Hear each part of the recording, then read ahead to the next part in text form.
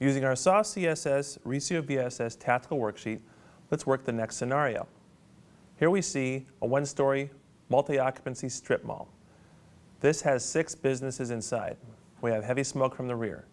The time of day is 10 o'clock, the day of the week is Friday, and it's about 75 degrees with calm weather. The response for this alarm would be 5 engines, 3 trucks, 1 fire medic, and 2 battalion chiefs. As we arrive on scene, let's perform a quick mental size-up. Facts: one-story strip mall with heavy smoke from a center unit. Probabilities: it's occupied, and we could have extension into the attic. Our own situation is that we're the first arriving engine on a commercial assignment. Our decision is an offensive strategy, and our plan of operation is to initiate fire attack on the donut shop and call a second alarm. That being said, here's a good arrival report. Engine 1's on scene, one-story strip mall. Heavy smoke from a center unit. Engine 1's initiating fire attack. Second in, give us a water supply. Passing command, calling a second alarm. Because the building is somewhat large, we're going to leave a lap of the structure to the second and third engine companies. Let's take that lap now. This is the Alpha Bravo corner. Notice the amount of vehicles in the driveway. This is definitely occupied. In addition, we have an unsupported mansard on the A side. This needs to get your attention early. Notice the occupancy here on the Alpha Bravo corner. It's a cash services business, which means potential for heightened security. Notice the cinder block construction and lack of a significant attic space. That could work to our benefit, but we can't rely on it.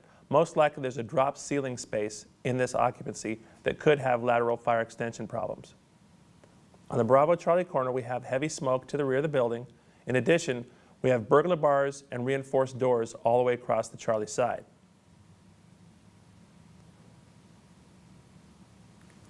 On the Delta side, we see we have multiple service drops for the electrical components of the building.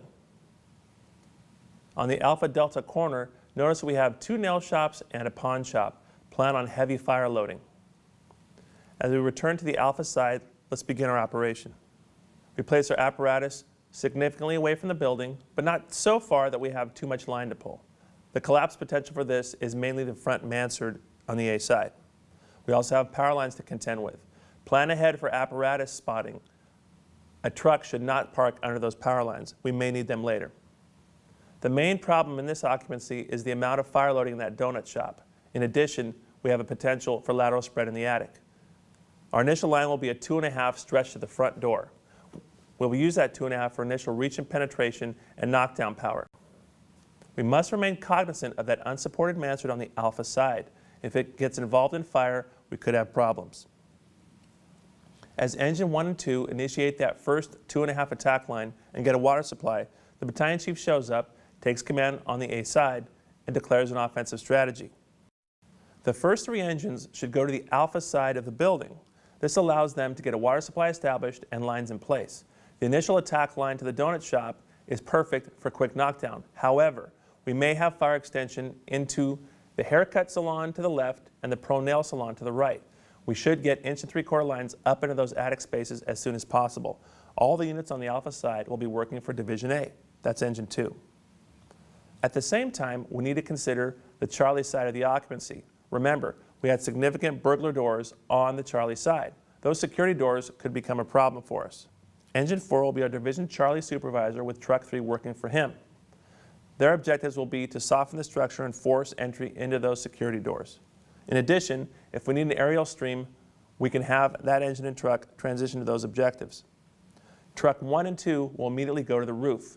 Truck 1 will set up roof division with Truck 2 working for him. The roof division's main objectives first will be to cut an inspection hole and notify command of a roof report. In addition, they will perform heat cuts over the fire, thus allowing the attack team to move into the donut shop. Afterwards, they can move back and then perform trench cuts over the haircut store and the pro salon. As we see, we have heavier fire conditions and our heat cuts are doing the job. We're getting some heat and fire through the roof. With this heavy, turbulent black smoke out the Alpha side, flashover is imminent. We definitely need to move back our troops from inside the main occupancy donut shop. The mansard on the A side could become compromised and we need to stay away from that collapse zone. Our main objective now is to prevent lateral spread in the neighboring occupancies. So Division A is going to be very busy. Remember, we called the second alarm early. That's a good thing. We can have them report directly to Division A to rotate crews and put additional lines in place. Our job here is to put a box around this fire, both on the roof and the lines underneath, checking the attic space. Don't forget, we should also evacuate all the occupancies in the building. Just because one is currently involved doesn't mean the rest of the building is safe. When Engine 5 arrives, we'll set up our RIC. One engine is probably not enough for this building. It has potential for a lot of complications. Additional ladders, softening, and securing utilities are a must and a minimum. Don't forget those doors on the Charlie side. The Division C may need some help softening the structure. As usual, we'll set up our medical group on the A side near the command post. Their objectives will be to stand by for treatment and transport of any victims or firefighters. Now that we have knockdown and an all clear of the building, we can transition to salvage and overhaul. Our primary focus should be the area of the attic. We're likely to have cellulose insulation or potential for attic involvement later if we don't make sure everything's nice and cold. Help out the occupants, the business owners. Building security here is a must. We've got the cash services business as well as a pro nails and a pawn shop. The pawn shop and the cash services definitely warrant additional security. Coordinate that for the occupants if you can. Here's some support functions to consider. Law enforcement, investigators, a safety officer, utility companies, board up crews, rehab, and as usual, get those air units coming soon.